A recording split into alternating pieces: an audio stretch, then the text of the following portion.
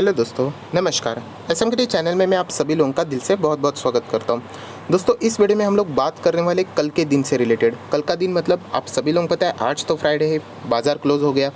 कल सैटरडे है, उसके बाद संडे है, मतलब 2 दिन तो अभी छुट्टी रहेंगी। बट स्टिल जैसे मैंने आप लोगों को कहा है कि कल भले बाज़ार बंद हो जाए, बट पूरे मार्केट का नज़र एक स्टॉक के ऊपर रहने वाला है। पूरे बाज़ार का नज़र मतलब जितने भी एक्सपर्ट है, जितने भी मीडिया की भी अगर हम लोग बात करें, आप सभी लोगों को पता है यूजुअली मीडिया का जो कवरेज रहता है वो फ्राइडे के दिन तक ही रहता है। उसके 2 दिन बाद वो अलग अलग बातें करते हैं, म्यूचुअल फंड्स की बात करते हैं, रेट्स की बात करते हैं, होम लोन की बात करते हैं। बट कल के दिन अगर आप मीडिया भी चेक करोगे तो एक स्टॉक की जो पूरी चर्चा है हम लोगों को मीडिया में भी देखने को मिलने वाली है, एंड वो कंप्लीटली वैलिड चर्चा रहेगी।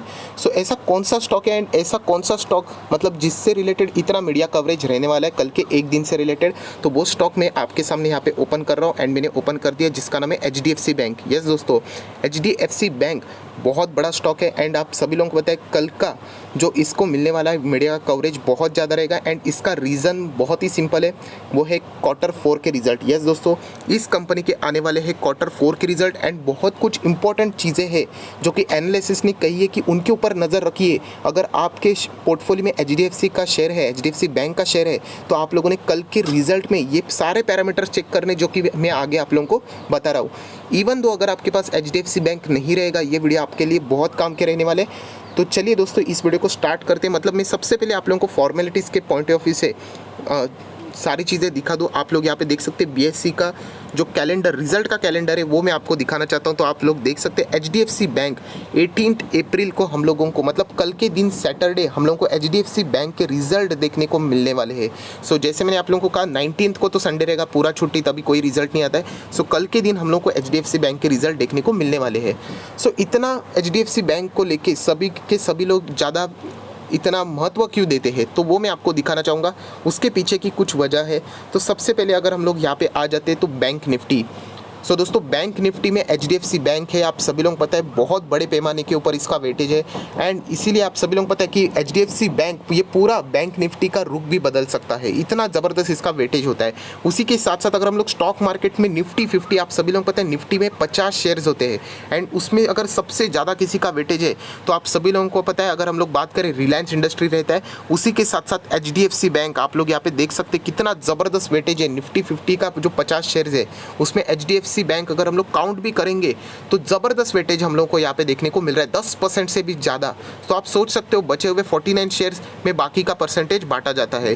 सो Reliance industry, HDFC bank, HDFC, Infosys, इनके कभी भी रिजल्ट आते पूरा बाजार एकदम फोकस में आ जाता है, क्योंकि इनमें पूरी क्षमता होती है वो निफ्टी को अकेले, इंडेक्स को अकेले पूरा हिला सके। तो चलिए दोस्तों, ये सारी चीज़ें तो यहाँ पे मैंने बोल ली, बट यहाँ पे हम लोग कुछ इंपॉर्टेंट पैरामीटर्स देखेंगे HDFC बैंक से रिलेटेड। तो सबसे पहले हम लोग यहाँ पे आ जाते हैं चार्ट पैटर्न के ऊपर। एंड चार्ट पैटर्न आप लोग यहाँ पे देख सकते हो, फिलहाल तो 915 पे चल रहा है। एंड आप लोग देख सकते हैं HDFC बैंक यहाँ पे स्टॉक तो आज नीचे जा रहा था, बट आखिरी के हम लोगों को ट्रेडिंग सेशन में आखिरी का जो 2 घंटा था वहाँ पे हम लोगों को HDFC बैंक में रिकवरी देखने को मिली, बहुत ही शानदार रिकवरी, जो कि हम लोग कह सकते हैं उसने ऑलमोस्ट यहाँ पे टॉप लगा दिया था। मतलब 920 का हाई इसने बना दिया था, जो कि रिकवरी में ही हम लोगों को देखने को मिला। एंड 915 पे यहाँ पे क्लोजिंग है, मतलब 35 पॉइंट्स की रिकवरी, 4% की रिकवरी, वो भी निचले स्तर से, बहुत ही गजब रिकवरी थी। सो इसके पीछे की वजह क्या है, तो यहाँ पे मैंने आप लोगों को ऑलरेडी चीज़ें बता दी थी पिछले वीडियो में, बट यहाँ पे हम लोग डिटेल में बात करेंगे, सिर्फ ऊपर ऊपर से बात नहीं करेंगे। तो ये चीज़ों के ऊपर आपका भी फोकस ज़रूर रहना चाहिए। अगर हम लोग बात करें HDFC बैंक की 6 महीने की बात, तो आप लोग देख सकते हैं लगभग 1200-1300 के आसपास चलने वाला स्टॉक अभी हम लोगों को 1000 के भी नीचे देखने को मिल रहा है। बहुत सारे लोगों ने इसको 1000 के नीचे ही खरीद के रखा है, 900 पे खरीदा है, किसी ने 950 पे खरीदा है, किसी ने 800 पे जितना हो सके नीचे जितना ही गया है वहाँ पे लोगों ने बाइंग की हुई है, क्योंकि 1000 के नीचे खरीदना है इसका कभी भी हम लोग कह सकते गलत ये नहीं हो सकता, मतलब पिक हो नहीं सकता। अभी बहुत सारे लोगों का एक ही सवाल होता है, सर क्या ये 450 तक आएगा? अरे मेरे को पता होता तो डेफिनेटली मैं थोड़ी ना रुकता। तो एवरेज नाम का कॉन्सेप्ट ही खत्म हो जाता। अगर सभी लोगों को डीपी पता है, बॉटम, वॉरेन बफेट जी खुद बोलते हैं मुझे नहीं पता बॉटम कहाँ पे बनेगा। अगर बॉटम हमें पता है कि कल मुझे लिख के बता दो HDFC बैंक 500 पे बॉटम बनाएगा, उसके बाद वो रिकवर करेगा, थोड़ी ना कोई खरीदेगा, आने तो 500 पे हम लोग खरीद लेंगे। सो ये प्रैक्टिकल प्रैक्टिकल चीज़ें जो कि मैं आपको बता रहा हूँ। इसीलिए तो एवरेज क्यों करते हैं लोग कि हर 50 के गैप में खरीदना, हर 100 के गैप में खरीदना, 900 पे खरीदो, वापस गिरता है 800 पे खरीदो, 700 पे खरीदो, 600 500 पे खरीदो। ये कोई बैंक खराब बैंक नहीं है, इंडिया की रैंक 1 बैंक है, याद रखना, प्राइवेट सेक्टर की, एंड स्टॉक मार्केट की टॉप 5 में आने वाली कंपनी है।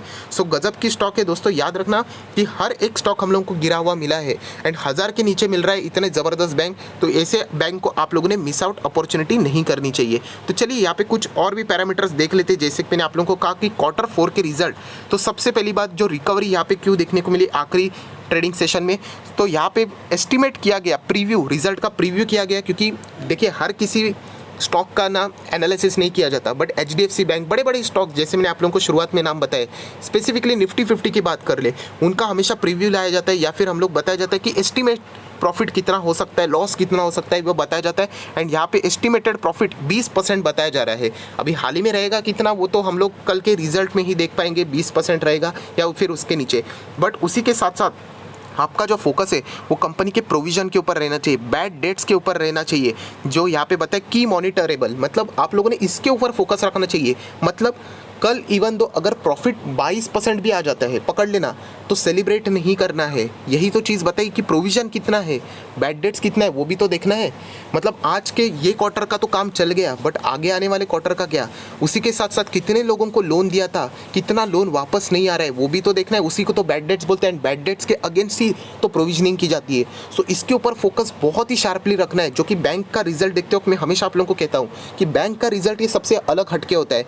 इवन दो आप लोग यहाँ पे कल 40% भी प्रॉफिट दिखा दो ना, सिर्फ बता रहा हूँ आप लोगों को, उड़ती उड़ती बातें बता रहा हूँ कि 40% भी, फिर भी सेलिब्रेट आप नहीं कर सकते हो, क्योंकि आप लोगों ने ये 3 चीज़ों के ऊपर फोकस रखनी है, प्रोविजनिंग, बैड डेट्स एंड एक चीज़ यहाँ पे नहीं लिखी है जिसको हम लोग बोलते हैं नॉन परफॉर्मिंग एसेट, NPAs। ये 3 चीज़ों के ऊपर फोकस रखना है। अगर ये 3 चीज़ में गड़बड़ी हो गई तो आप प्रॉफिट कितना भी कमाओ, यहाँ पे निवेशक ज़्यादा खुश नहीं हो पाते हैं। तो आज तक क्या हिस्ट्री रहा है कि HDFC बैंक ने यहाँ पे अच्छा खासा प्रॉफिट तो मेंटेन किया है। NPS देखिए, बिजनेस बड़ा होता है तो NPS भी बढ़ेंगे। बहुत सारे लोगों को ऐसा लगता है कि NPS नीचे होना चाहिए तो ही रिजल्ट अच्छा है, ऐसा नहीं है। लास्ट टाइम भी अभी हम लोगों ने देखा था NPS बड़े ही थे, बट उसी के साथ साथ करस्पॉन्डिंगली प्रॉफिट भी बढ़ना चाहिए। तो सबसे पहली बात आप लोग यहाँ पे देख सकते हैं, यहाँ पे एस्टिमेट क्या किया गया है, जो कि यहाँ पे आप लोग देख सकते हैं, the largest private sector lender HDFC bank is likely to the post the double digit growth in a net profit as well as the net interest income. Net interest income मतलब बहुत ही सिंपल है। Interest income मतलब क्या, आप जो bank के पास से लोन लेते हैं, राइट, तो आप लोग बैंक को इंटरेस्ट पे करते हो, वो बैंक की कमाई है। बट उसी के साथ साथ आप बैंक में डिपॉजिट भी रखते हो, उसमें बैंक को इंटरेस्ट पे करना पड़ता है। सो एक हाथ से इंटरेस्ट जाता है लोन के डिपॉजिट के ऊपर एंड एक हाथ से इंटरेस्ट आता है लोन के फॉर्म में। सो ये दोनों इंटरेस्ट का जो डिफरेंस बचता है उसी को तो बोलते हैं नेट इंटरेस्ट इनकम। एंड यही तो बैंक का कमाई होता है, बैंक का धंधा ही तो यही है कि एक से क्या करने का, पैसा लेने का, डिपॉजिट 100-200 करोड़, एंड दूसरे को वही 100-200 crore higher rate of interest से बेचने का, जो बीच में डिफरेंस आता है वो प्रॉफिट। सो इसीलिए यहाँ पे आप देख सकते हैं net interest income and profit के ऊपर यहाँ पे सबसे ज़्यादा फोकस रहेगा। एंड यहाँ पे डबल डिजिट ग्रोथ का ही यहाँ पे जो एक्सपेक्टेशन है रखा गया हुआ है। 20% के आसपास बताया गया है, एक्चुअल में कितना रहेगा वो देखना चाहिए। वापस कह रहा हूँ, यहाँ पे जो चीज़ें रहेगी year on year basis check करनी है, ना कि quarter on quarter basis. So ये बहुत ही इंपॉर्टेंट चीज़ है, सबसे पहले हम लोगों ने यहाँ पे देख लिए। उसके बाद सबसे इंपॉर्टेंट चीज़ दोस्तों, NPAs। यस दोस्तों, जैसे मैंने आप लोगों को कहा ना कि NPAs ये बहुत ही इंपॉर्टेंट है। सो NPAs में increase marginally due to the slippages in a auto and the unsecured loan. So यहाँ पे पहले ही बताया कि NPAs में यहाँ पे मार्जिनली बताया, मतलब ज़्यादा बड़ा नहीं कि धमाका कुछ हो जाएगा, जैसे कि येस बैंक ने तो पूरा बैंड ही बजा दिया था, वो बात ही अलग है। बट यहाँ पे मार्जिनली इंक्रीज हो सकता है। सो ये ऑलरेडी एक्सपेक्टेड है। इसका रीज़न क्या है, ऑटो सेक्टर में होने वाला दबाव। एंड उसी के साथ साथ अगर हम लोग बात करें अनसिक्योर्ड लोन मतलब ऐसा लोन बैंक ने किसी को देखे रखा है जिसके अगेंस्ट सिक्योरिटी नहीं ली है। आपके और मेरी बात छोड़ दीजिए, रिटेल निवेशकों को कभी अनसिक्योर्ड इतना मिलता नहीं है, आपका तो पूरा वसूल किया जाएगा, पूरा कागजात लिए जाएंगे। और ये सिर्फ एक बैंक की नहीं, हर बैंक की बात है। बड़े बड़े लोगों को अनसिक्योर्ड लोन दिया जाता है। सो उनकी ये बात कर रहे हैं। सो इसके ऊपर भी फोकस रहना चाहिए, जो कि यूजुअली NPAs बढ़ाने की कोशिश कर सकते हैं। उसी के साथ साथ बैंक के डिपॉजिट कितने हैं वो भी तो देखने चाहिए। बैंक का बिजनेस डिपॉजिट से ही तो उन लोगों को पैसा मिलता है जो कि वो आगे लोन के फॉर्म में देते हैं। सो यहाँ पे बताए जो डिपॉजिट है रिमेन द रोबस्ट मतलब सब कुछ ठीक ठाक, बेस्ट हम लोग बोल सकते हैं। एंड वो रहेंगे 24% के growth year on year basis. And expect किया जा रहा है 11.46 लाख करोड़। आप देख सकते हो 11.46 लाख और उसके बाद करोड़, तो कितना बड़ा फिगर है आप अंदाज़ा लगा सकते हो, जो कि 24% की ग्रोथ यहाँ पे एक्सपेक्ट की जा रही है। सो उसी के साथ साथ अगर हम लोग और थोड़ा आगे जाएंगे तो ग्रॉस एनपीए की बात करें, gross NPA ratio is seen inches up around 6 to 8 basis point on a quarter basis, and the credit cost including the contingent provision by the around 30 basis point of an advance। ये सारे चीज़ें आप देख सकते हैं brokerages ने बताई हुई है, ये एनालिसिस ये एक्सपर्ट लोग करते हैं एंड इसी का महत्व ज़्यादा होता है, इसी के ऊपर रिजल्ट को कंपेयर किया जाएगा। अगर ये 6 से 8% से हम लोगों को ऊपर या नीचे देखने को मिलेंगे, वैसे ही शेयर के रिजल्ट को यहाँ पे ट्रीट किया जाएगा। सो इन सारे पॉइंट्स के ऊपर आप लोगों का फोकस रहना चाहिए। बहुत सारे मैं रिटेल इन्वेस्टर को देखता हूँ, उनमें गलती क्या होती है, वो अपने पास्ट मिस्टेक से कभी सुधरते नहीं है। मतलब वो सिर्फ बैंक में पैसा लगा देंगे एंड उसके बाद बोल देते भगवान तू संभाल ले, शेयर बढ़ता है तो बढ़ने दे, रिजल्ट जो आता है आने दे। ऐसा नहीं दोस्तों, ये अप्रोच रखोगे तो स्टॉक मार्केट में पैसा कभी बनेगा ही नहीं। टेम्पररी बन सकता है, लॉन्ग टर्म के लिए आप नुकसान में रहोगे। सो अच्छा स्टूडेंट वही होता है जो ये सारी चीज़ें एनालिसिस करने की कोशिश करता है। इवन दो बहुत सारे कमेंट्स ऐसे भी आते हैं जो कि जिनको स्टॉक मार्केट के बारे में कुछ भी नहीं पता है, बट वो कोशिश जारी रखते हैं। ऐसे लोग मुझे बहुत ही अच्छे लगते हैं, जो कि आप लोग देख सकते हैं। वो आज नहीं तो कल ज़रूर सक्सेसफुल बन पाएंगे। सो ये सारी चीज़ों के ऊपर आप लोगों का फोकस रखना चाहिए, क्योंकि मैंने बताया इंडेक्स का सबसे बड़ा वेटेज एचडीएफसी बैंक को दिया जाता है। सो ये पूरा क्षमता है बैंक कि ये क्या कर सकते हैं, बैंक निफ्टी को तो हिला ही सकते, बट उसी के साथ साथ पूरा स्टॉक मार्केट को भी हिलाने का दम इस अकेले बैंक में है। एंड इसीलिए कल भले बाजार बंद हो, एचडीएफसी बैंक के जो रिजल्ट रहेंगे वो कैसे रहेंगे, इसके ऊपर बहुत ज़बरदस्त चर्चा भी होने वाली है।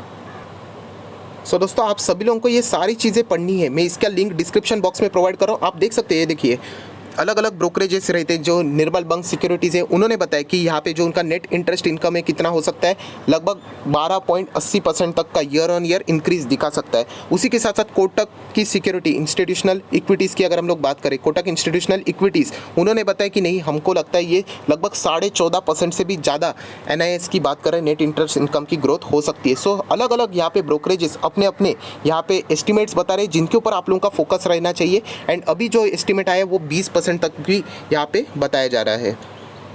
एंड अगर और कोई चीज़ के ऊपर फोकस रखना है तो वो भी आप देख सकते हैं, growth in a credit cost. Specifically अगर हम लोग बात करें रूरल लोन से रिलेटेड, वो भी की मॉनिटरेबल में रहने वाला है, इसके ऊपर फोकस रहने वाला है। उसी के साथ साथ यहाँ पे the bank is likely to the build a contingent provision for the any slippages just because of न due to the lockdown. Contingent provision मतलब आप सभी लोगों को पता है, कंटिजेंट मतलब पॉसिबिलिटी वाली सिचुएशन, इसको हम लोग गारंटी नहीं दे सकते, हो भी सकता है नहीं भी हो सकता है। सो यहाँ पे लिखा है लाइकली टू बिल्ड, गारंटी नहीं है। सो इसके ऊपर भी फोकस रहना चाहिए कि क्या कल बैंक यहाँ पे कंटिजेंट प्रोविजन से रिलेटेड कोई चीज़ आजमाती है, क्योंकि आप सभी लोगों को पता है contingent in the sense of what, कि बैंक के हाथ में वो चीज़ें नहीं रहती, कंपनी के हाथ में वो चीज़ें नहीं रहती, and due to the lockdown slippages वो अलग से प्रोविजन यहाँ पे किया जाएगा। सो कभी कभी हम लोग उसको भी मान जाते हैं कि वन टाइम चीज़ें होती है, क्योंकि ऐसी चीज़ें हम लोग को बार बार देखने को नहीं मिलती है। सो कंपनी अगर कंसिस्टेंटली कुछ ट्रैक रिकॉर्ड्स रख रही है एंड जस्ट बिकॉज ऑफ न लॉकडाउन अगर वो ट्रैक रिकॉर्ड मिस आउट हो रहा है, सो उसको हम लोग एक्सेप्शनल आइटम में मानते हैं एंड स्टिल कंपनी के रिजल्ट को एनालिसिस करते हैं।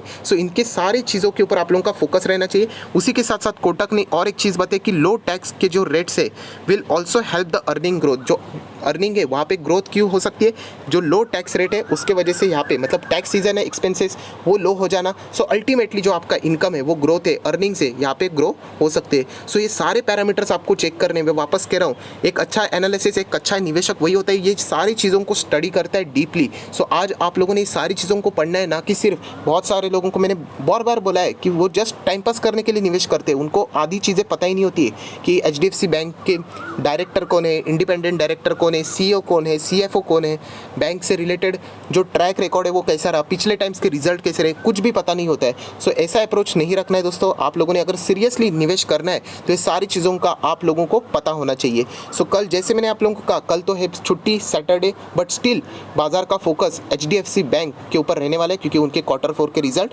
आने वाले हैं। एंड जैसे मैंने आप लोगों को कहा है कि सिर्फ ये नहीं देखना है कि प्रॉफिट अगर 20% तक आ जाता है, 30% तक आता है तो खुश नहीं होना है, आप लोगों को प्रोविजनिंग देखनी है, बैड डेट्स देखने हैं, कंटिजेंट प्रोविजनिंग भी किया है वो भी देखना पड़ेगा, एनपीएस कितने बड़े हैं वो भी देखना पड़ेगा, नेट इंटरेस्ट इनकम भी देखना पड़ेगा। सो ये सारे पैरामीटर्स आप लोगों को चेक करने, इसीलिए मैंने ये डिटेल में वीडियो बनाया। सो जो लोगों को ये वीडियो अच्छा लगा होगा तो प्लीज़ उसको लाइक कर देना, दोस्तों के साथ शेयर कर देना, एंड अगर इस चैनल में नहीं तो इस चैनल को सब्सक्राइब भी कर देना। So that's it, thank you very much दोस्तों, we will be meeting in our next video. तब तक के लिए बाय बाय।